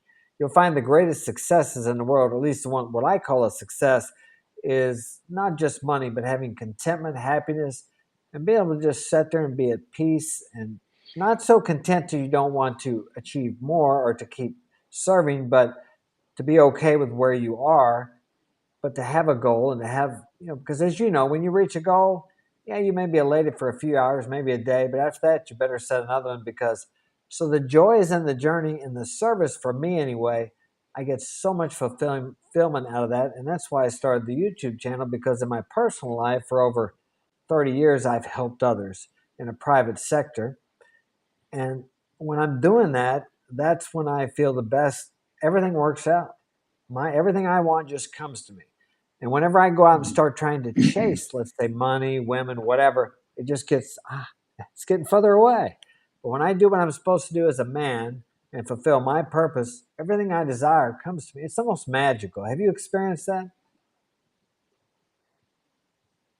Yeah, yeah, and it's a transition because I will. Glover says, "I'll be forever a recovering nice guy." I'm a pastor's kid. We lived in a fishbowl, and for us, the first phase of maturity to that place is coming complete internal dialogue where we're always thinking about ourselves, we're always worried about how we look, what people think of us, and really just coming to a healthy place of being relaxed is progress. Now, going from a place of being relaxed, just enjoying your life is healthy, and that's great. But what I find is that going to the next level is really loving your life. When you love your life, you're going to find this sense of purpose, and the purpose always comes back to I can do this and it's going to be good and it's going to do some good in the world. So it's an evolution, and I don't want guys to get discouraged if they're not yet there thinking that that they're not at a place of giving. It's like I'm still trying to take care of my world. No, I get that. I get that, but it's an evolution. But I like what you're saying because if you put that up as a goal and you can see what it looks like, at the end of the day, when I can get to that place where I'm comfortable, I realize everything's good, and then I start to enjoy my life, then I start to really love my life, then realize that will naturally come. Where it's like, then you have extra energy and it has to go somewhere. So going somewhere is to tell somebody else, hey, here's what I learned, here's what I'm doing, here's what's going on. And so it's this natural overflow of creating abundance out of your energy. And it only gets that way when you get out of your own head, just loving your life Right. and looking around and having adventure. And then the natural reflex at that point is like, I got to share this. I want to be good. What can I do to be good for people? And so, don't be discouraged if you're not there yet, but it'll come when you really love your life. It really be a Yeah. natural thing, and you will give and contribute to the world around you, and you'll find your purpose. Yeah. I mean, it's the old saying, give and it will be given unto you. And it's true too. It really, but then you got people say, oh, Mark, I've given and given. Nobody ever helps me out. I'm thinking, well, you're here, you're alive. And then we have the people that think they're independent. None of us are dependent of other people. I mean, I can't go to McDonald's without somebody working there. People clean, people do all these things. Everybody's important. We are all dependent on other people. I understand what they mean by independence, but the reality is we're all interdependent. And that's what, there's been Yeah. a time in my life when I thought I had to do everything myself, but and I didn't trust anybody. If it's going to be done right, it's got to be done by Hmm. me. But now I have employees and I have some good employees. And guess what? They make some of the same stupid mistakes I've made. And that's okay Yeah. because I've made them too. But I find myself, I'm actually a servant to the client and I'm a servant to Hmm. my employees. So actually, for I'm double blessed, I guess you would say it that way. And I Hmm. never realized it would work that way before. But I don't look at it as like how much can I get out of my employees or how much I can get out of my client. I always look at how much I can give to my client and what can I do for my employees. Because as you know, a lot of times I'm just running around trying to make sure they got what they need to work and then find out what they want me to do to the clients so I can you're like a middleman. So you're serving Hmm. both ends in the middle, but you get paid back from both sides. I just really don't know how to explain it other than that. So it's really about giving, being the leader, the boss, or the manager, whatever you want to call it. It's not so much about it's being in charge, but it's more about you giving to everybody who's working for you, under you, however you want to say it, and the people that you're working for. It's about giving to All right. each of them, and then you receive. It is. You brought up a heavy truth. It's deeper. What you brought up is a Buddhist concept, and it's a very profound one that touches the soul. So if you don't mind, let me expand on your idea a little Well, bit, because yeah, I'm in love with yeah, this. It's actually where I'm at right now, yeah, so this is very fresh to me. What you just said was, some people give that it doesn't come back to me, so it's not worth giving. And I had a guy this where I was trying to give somebody a break. This young guy had basically up until 35 had been a criminal. He'd had just arrests, he'd been in jail, and also he decided to clean his life up, and he really did. And he became a fitness trainer, and he'd spent a year really doing stuff. He got rid of the toxic relationships in his life. He was optimistic, excited about his life. So I did a podcast with him. I interviewed him, but it was for the future. I was setting this up, the Authentic Man podcast. So I was trying to can 10 of them and then stage them out. So literally from the time I interviewed him to the time he came out, it was like 3.5 months. And so at one point, about 3 months in, he wrote me this nasty message. He goes, "Screw this. You're never going to put that out there. I knew it. Trying to do good in the world never works. It never pays back. It's not worth it. I'm never doing nice shit for anybody else again." He had a whole bunch of expletives in there. And I was just like, dude, it's coming. And I went ahead and published it anyway, because I wanted him to see that I had a sincere interest. And honestly, what he said in the right, interview was actually really good. But it was interesting because it spoke to the motive. So if any time somebody gives and it doesn't work, see, it doesn't, then you didn't give. It was right. manipulation.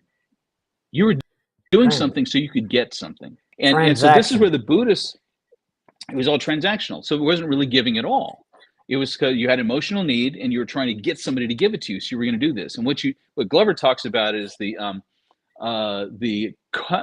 covert contracts. The covert contract is an unspoken deal you already have with the world. And if they didn't go along with it, you're pissed because they should have. They should have Yeah, done this they because don't I did know. this. They don't know about it. Yeah, I think I mentioned this in the book too. My favorite phrase that I just like, oy vey, when somebody says this is, and I really did that guy a solid too. It's like, no, you didn't. You had this negotiation out there that you expected him to do this if you did that. So it wasn't really giving.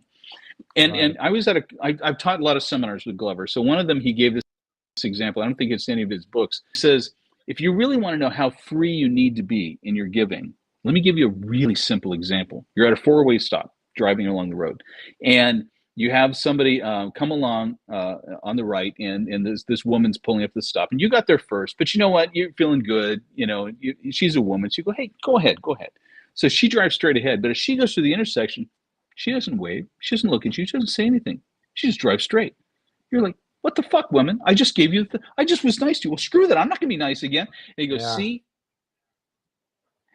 you don't understand that the purpose, the meaning behind the Buddhist thing about that expectations are the root of all suffering, and basically it's yeah, the expectation of outcome. It's like we have an expectation of outcome, and if we do something and it doesn't give us a certain result, we're not going to be happy. And right, so many times we find we have this about approaching women. If we don't get a positive, I'm not going to be happy, and so we don't approach them. And if I can't do an entrepreneurial venture or a presentation and be guaranteed that I'm not going to be happy. And it's like, this is the thing where guys have to get to this place of abundance where you just do and you do your best. And whatever happens is going to happen. You can't control it. Let it go. Be happy that you did your part. right. And literally, can you be happy? The woman drives by, doesn't say hi, doesn't say thank you. It's like, yeah, it's okay. I'm a nice guy. I'm glad that I'm the one that would do that. Yeah, And this is where I really want people to evaluate that in their own heads, because we do this all the time. I'm guilty. I'm right there. I will always be a recovering nice guy. I'm always doing this thing where I did something nice and they didn't respond the way I said. They should have done this for me. I'm going, wait, let it go. I did my part and I let the rest go. Whether you say I let it go to the universe or whatever, it doesn't matter. It's like, if I can't control what they do, then at least then I'm going to be happy that I'm the kind of person that did the thing, and whether they respond or not is really totally up to them. I'm not going to let it rain on my parade or dampen my mood, so be very careful of our own responses. We find ourselves getting pissed off that I gave and nobody gave back. It's like, then you yeah, didn't give. Practice finding ways to give where you don't give a shit if they respond nice or not, where you're just happy to have done something because it says something about you. And that's when we celebrate that you're the kind of person that just does stuff like that. That's it. End of story. Nothing yeah. else to expect. Well, what I like is basically goes along with what we're saying is I can't do anything to you, or for you that's not going to come back to me multiplied. So really, I'm not doing it. When I give money or time, or I always try to do something extra for my client. A lot of times they don't know it, but I don't ever, the mistake is expecting something back from them. And I don't do that, but I'm telling you what, down the road, it comes back, and it's a building up effect. Just like when your life starts going to hell, it just seems to get worse. The more you do Mm-hmm. this, the more it builds up. It's like a snowball rolling uphill, so to speak. It gets bigger and bigger. 100%. And I don't understand 100%. it. It's some kind of a metaphysical, spiritual principle, if you like, but I know it works. At least it works in my life, maybe because I believe it, but yeah, so I found out because I lived the other way till I was about 30, where it's all for me, get what I want, and you're in my life for to serve me or whatever. And I ended up by myself in my apartment, by myself, looking in the mirror, and I hated myself. And I thought, you know why you're here like this? Because all you ever thought about was you, and you got you. Mm-hmm. So from that time on, it's been a slow growth, but yeah, I learned that it works both ways. Let me help a little bit, because in my mind, I'm hearing that, and I'm hearing the the voice of a guy watching right now, and sort of what his objection might be into this conversation right now, and because where I was listening to what you would have said, it's like that just sounds like so much effort to be giving, and it's like I just don't have it. Yeah. And so what I'm working on right now is I'm working on creating energy for men, because here's the thing I want you to understand, that all this giving stuff, you don't think about it, you do. And the reason you do is because if you get your body and your emotions in a place where you're exuding, where you literally, as the Bible would say, my cup runneth over. It's that Yeah. overflow that gives, out of the abundance of the heart, let the mouth speak. The problem is we Yeah. don't have abundance. We're dry, we're empty. And this is where, when I do workshops, and I used to do masterminds, and I don't have the time for the personal one-on-one stuff that those are in those intimate settings like I used to. But the first thing I'd always do is teaching about loving yourself first. And the Right. guys were like, "What are you talking about? We're a sacrifice. We give. We have to take care of families. We protect. They go Yeah. first." I said, no, no, no. It's like, if you're dry and you're empty, it says you're just digging yourself in a hole, and you're going to resent them, because now you're just giving, and it's making you more tired and more dry. So there's several factors in it. It's like, one, if you're doing things that you just love, and have a list of them, have your happy places. Like for me, when I Mhm. used to have to do accounting, I hated accounting, but I said, how can I do this and enjoy the process? The answer was take my laptop, go to Starbucks at a nice environment, nice music, or put on headsets, or go to a Yeah. park or whatever. Find a That was place in to your make it book good. So I'm too. Yeah. always creating in myself places, like I said, beauty. Add beauty to your environment. So you're creating this atmosphere where this just and you're lifted. Let your atmosphere lift you up, and if you love yourself, you're going to find that it's out of that energy. And also, another conversation later is your physical fitness, or is your testosterone depleted? Your body has to be producing energy too. So between being Yeah. emotionally free and your body producing energy, all that extra stuff has got to go somewhere, and you're just going to do shit for people, and you don't care, because it's just got to come out. You can tell I'm a very low energy person, but it's by design. Look, I'm almost 60 years old, and all my life changed. I watch, all I do for your diet, exercise, for my mental health, all this stuff. It all adds up and pays. It builds over time. But it's like right now, what I do for you, for your show, all this stuff for free. I don't care. I'm staying up, late tonight here in Thailand. It's like all of this stuff comes out of just overflow, because I have to put the energy somewhere. I am overflowing. So don't worry Yeah. about, like, this giving stuff sounds like just extra work on top of everything I've already got. Man, I don't want to give. It's like, because you're dry. You got Yeah. to get to a place where you love your life, and you're doing things. If you're taking care of yourself, get a massage for yourself once a week, whatever it takes you to get where you just come out going like, God, life is good. Shit, that was awesome, man. Hang out with your buddies, go Yeah. see a sports game, have a list, a pile of stuff you do that's little fun, little adventure, little stuff that just energy to keep you at a place of overflow. And all that stuff is easy. And then pounds and the little overflow stuff you do, every place you touch with an overflow, all of a sudden that stuff starts coming back to you. You wrote Right. somebody's great email, dude, I really appreciate that, was great. And all of a sudden they write you back, wow, that felt great. I got the email from the guy. Well, what would happen if you didn't have overflow and you wrote him first? Don't expect other people just to love on you. Never be, if you're alone and you're lonely, you got nobody asked me out. Bullshit. You invite. You always take responsibility. Call somebody. Hey, let's go out tonight. You want to go to see a movie and have a beer? I'm just hanging, man. I'd love to hang with you. I thought about you. Be the initiator to create the energy of things that are going to lift you up, so you're always in a positive state. All that shit just happens. You don't have to fight and work for it to be a giving person and give to people. You can't help it. You don't know what else to do with your energy. I'm just telling you, guys, it's not a burden. So don't stress about it. Yeah, you have to love yourself first. Obviously, I have a saying I like to. Obviously, you can't transmit something you haven't got. You can't love others if you don't love yourself. And like it said, Yep. and like Jesus said, I'm not a religious guy, but he said, love your neighbor as the same as you love yourself. You can't love your neighbor if you don't. I don't think if you don't love yourself, because you can't transmit it. I can't teach somebody how to do my profession if I don't know how to do it. How am I going to teach somebody? So we can only Yeah. transmit what we have inside of us. Everybody's looking for love out there, but as you know from you talked about the book, it's in here. You find it here Yeah. first. You're happy, and everything else out there takes care of itself. It's just that simple. Yeah, So, like Wade said in the chat here, he says, give freely and not out of compulsion. That's what you'll do. You'll just give because it's fun and it's joy. It makes you feel good and you have the energy to do it. The problem is, guys, right. all the men I've counseled thousands of guys. I had 28,000 guys on my YouTube channel. I'm telling you, I know men are doing this for a decade or more, and guys are tired. And they're just tired. Man, they're worked down, they're beat down, and they're not taking responsibility for it. They're blaming. And I'm telling you, if you want to own it, and listen, I was an obese man until just 5-6 years ago. In fact, you guys don't believe this. All right, this is the picture that changed my life. I got a photo. I got to show you this. It's because nobody believes me. Did you look at yourself one day and think, "My God, is that me?" No, worse than that. I was on the front page of the major national news magazine for all of Ukraine, and this photo. Doesn't even look like you at all. I know, right? So there's kind of the before and after from 2015 to 2019. So it's real. Were carrying a load, yeah.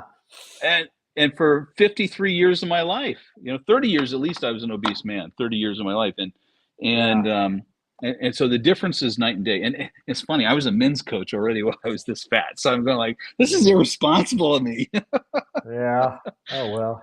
Yeah, but it helped you out anyway. You turned around there, so yeah. Let's go on. Yeah. I gotta get out of here. I got a Spanish lesson here at 11. But let's tell me a little bit about how the orphanage is. Where are the orphans now? What's going on there, and where somebody can donate if they'd like to. Yeah, I'm gonna tell you this right now, and there's a lesson in this for all you guys, and for you, and thank you for bringing this up. Like I said, I just from the early days felt like I just wanted to give back, and so honestly, like I said, with customers come in town, we just passed the hat. We were caring for these orphanages in some really cool ways. We built learning centers, physical therapy rooms. We built birthing centers the community was using.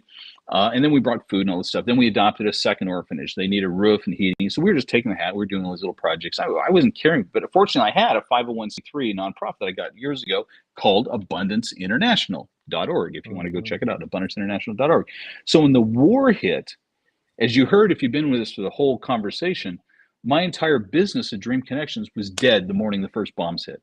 Nobody's going to come to Ukraine now. It's over. Right. It's over. And I was doing almost $1 million a year in tour business. Guys travel, pay $5,000 a head, come for this incredible life-changing experience. It was great. Everybody raved about it, but it was gone.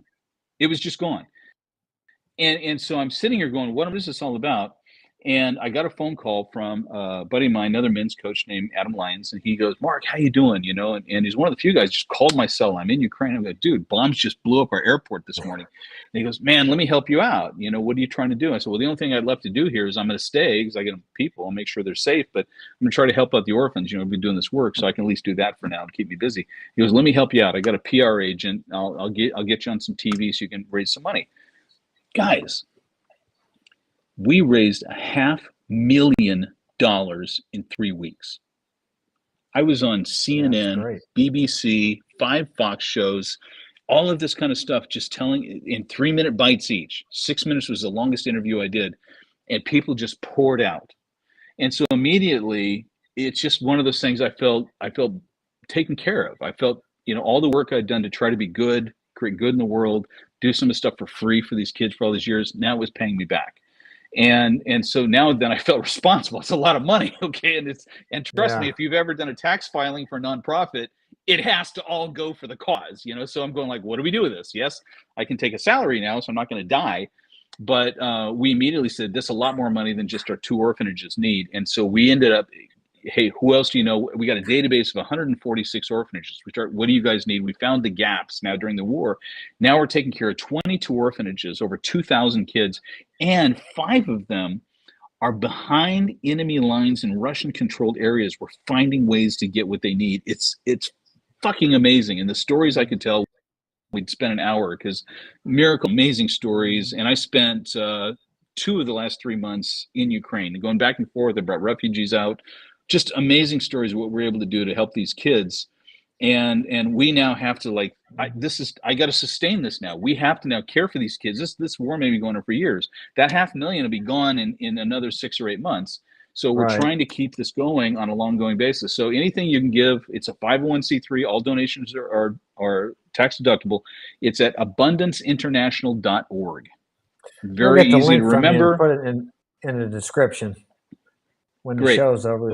I had it. Yeah. You can send it to me again. No, that's it. It's abundanceinternational.org. And we got an endorsement from one of the senators with the Ukrainian government saying, thank you on behalf of the Ukrainian government for what you're doing for our children. I mean, it's been like, on Monday, endorsements, commercials. Ben Vereen, the actor and the Broadway musical guy and the TV actor, is actually doing commercials for Abundance International. Say, guys, this is the work. Oh, that's and great. So they wrote a song for us, and it was all dedicated to proceeds for Abundance. Yeah, for Abundance International. It's all of this came out because, you know, for 10 years, I was just doing this as a love thing. And I got to tell you, there's other guys who are in that industry. I hate that mail order bride industry. Those guys are so dark. You know, it's so seedy. Like I was trying to be the light. Yeah. I know. So, but anyway, those guys are all died. They're all gone. And they did it for greed. They did it for money. They didn't give a shit. And now they're all gone. I feel like God cared for me, protected me, and took care of me. And now I'm still doing good. And then plus, I had this intuition a few years ago to expand what I'm doing for men. So now I have authentic.com. I think it's one of the most beautiful men's magazines online ever in the history of ever. We have a great free Facebook community, and I have a weekly mentoring group called The Armory. So please check out abundanceinternational.org. Go check out and get on our email list at authenticman.com. And I've got supplements coming. And so it's just like, I feel blessed. I feel like God took care of me for trying to do things for the right reasons. And I'm exploding with excitement. At the same time, I'm crying for my country, of Ukraine, that I live there. So, anyway, thank you. Well, that's great, man. Sounds like it's going good. The fact that you were able to not fall apart when when your 10-year business, everything. What are you going to do? The war, it's done. I mean, that's a testament to the character of a man, the kind of man that you are. And hey, it's been great. This is better than I could even imagine.